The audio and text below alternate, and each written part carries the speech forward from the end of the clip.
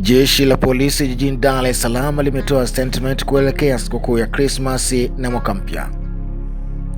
Kuelekea sikukuu ya Krismasi na mwaka mpya, jeshi la polisi jijini Dar es Salaam kupitia Kamanda Mlilo amesema kuwa kuelekea sikukuu hizi za Krismasi na mwaka mpya, basi serikali imejiwekea ulinzi mkubwa zaidi katika kuhakikisha inalinda raia na mali zao.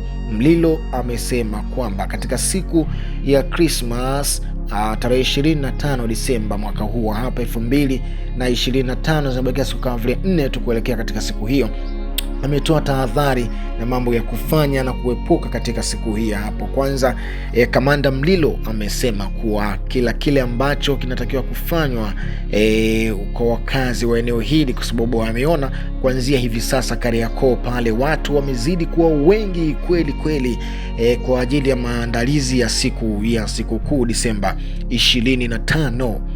Kamanda Mlilo amesema kuwa kama wazazi wakiwa makini zaidi kuweza kuwalinda na kuwatetea watoto, basi kitu cha msingi ni kwamba kuweza kuwawekea utaratibu mzuri katika siku ya sikukuu. Naona bwana, ili mwisho wa siku watoto sasa wanapoenda kutembea basi wawe na uangalizi wa hali ya juu, kwa sababu kuna baadhi ya watu inasemekana kwamba wamejipanga kuhatarisha amani katika eneo hili la jiji la Dar es Salaam. Kamanda Mlilo amesema hivyo leo, amesema hayo maneno leo Disemba 22 hapo akiwa anazungumza, naona bwana, akiwa anazungumza kwa ajili ya kuweza kutoa taarifa hiyo. Kamanda Mlilo wa kuishia hapo, bado aliendelea kwa kusema, alisema kwamba jeshi la polisi jijini Dar es Salaam limejipanga zaidi katika kuhakikisha linadumisha amani na ulinzi katika hizi sikukuu zote,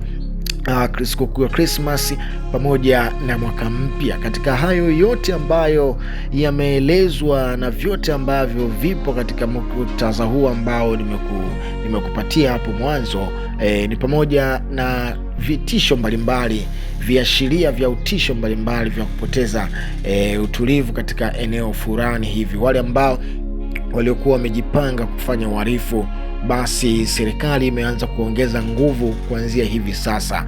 Hivyo basi Kamanda Mlilo amewatahadharisha watumiaji wa vyombo vya moto kuwa kutumia katika usahihi wa hali ya juu. Kwanza waendeshapo vyombo vya moto wahakikishe kwamba kitu cha msingi ambacho wanapaswa kuhakikisha ni kwamba hawaendeshi vyombo vya moto wakiwa wamelewa, na vile atakayebainika anafanya hivyo basi hatoachwa, atawajibishwa kwa mujibu wa sheria za nchi.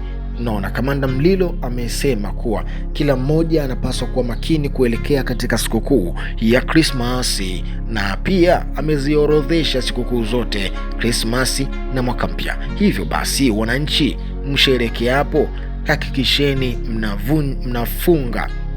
Kamanda Mlilo amesema kwamba mnaposherekea hakikisheni mnafunga milango yenu, ili mwisho wa siku sasa kupunguza majanga ya kiuhalifu. Unaona bwana, kwa hiyo statement hizo ambazo zimetolewa na Kamanda Mlilo ni tahadhari kabla ya ajali. Unaona bwana, kwa sababu kuna vitu vingi sana ambavyo viliendelea kuzungumzwa, kwa sababu kabla ya Disemba 9 kuna kauli ya Mange Kimambi ilisema kwamba wana mpango wa kutokuandamana na Disemba 9, wataandamana Disemba 25 katika sikukuu ya Christmas au sikukuu ya mwaka mpya. Hivyo basi serikali kupitia maneno hayo ambayo yalikuwa yakizungumzwa katika mitandao ya kijamii imeona ianze mapema kuweka ulinzi, tahadhari kabla ya ajali kuweza kufika. Hivyo basi kwa mujibu wa yote na vyote ambavyo vimeelezwa na Kamanda Mlilo, ni pamoja na kutahadharisha wananchi